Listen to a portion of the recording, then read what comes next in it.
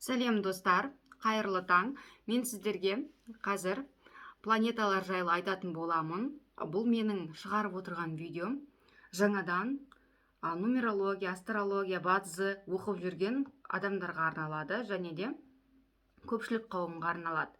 Қай кезде, қай планета, қай жасымызда қай планета бізге қатты әсер етеді, сол жайлы айтатын боламын.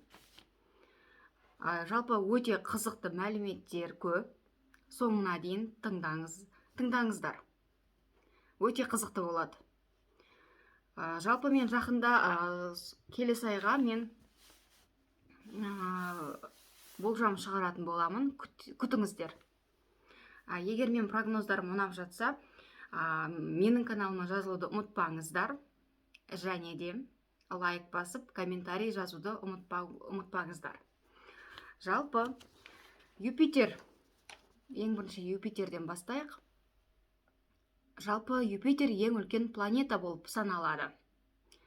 Жалпы Юпитердің кезеңінде, Юпитер келген кезде адамда бір есте қалатындай оқиға болады екен. Ол бізде 12 жасымызда, 24 жасымызда, 36 жасымызда, 48 жасымызда, 60 жасымызда, 72, 84, 96 жасымызда осы есте қалатындай жағдайлар болады екен.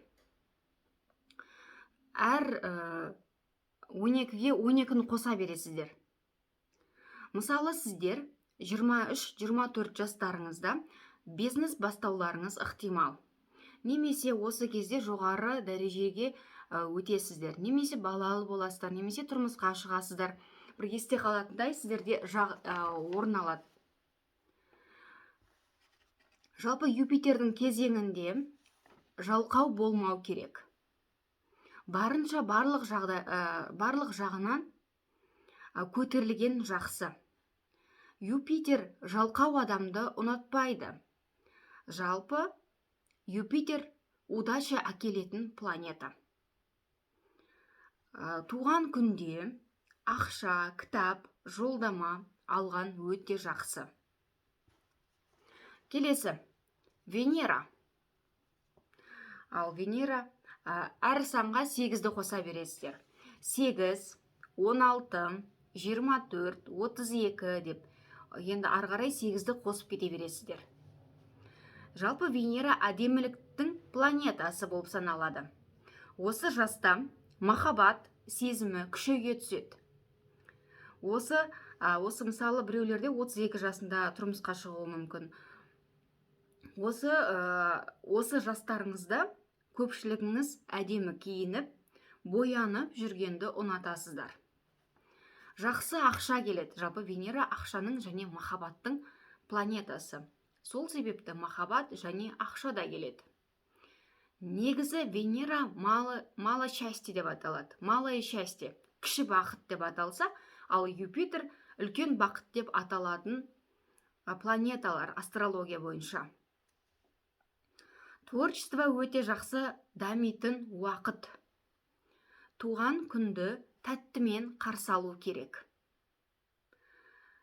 Солнце бізге қай уақытта келеді? Күн. Бұл 11 жаста, әр санға 11-ді қосып кете береміз. 11, 22, 33, 44, 55, 66. Сөйтіп 11 санын қоса бересіздер.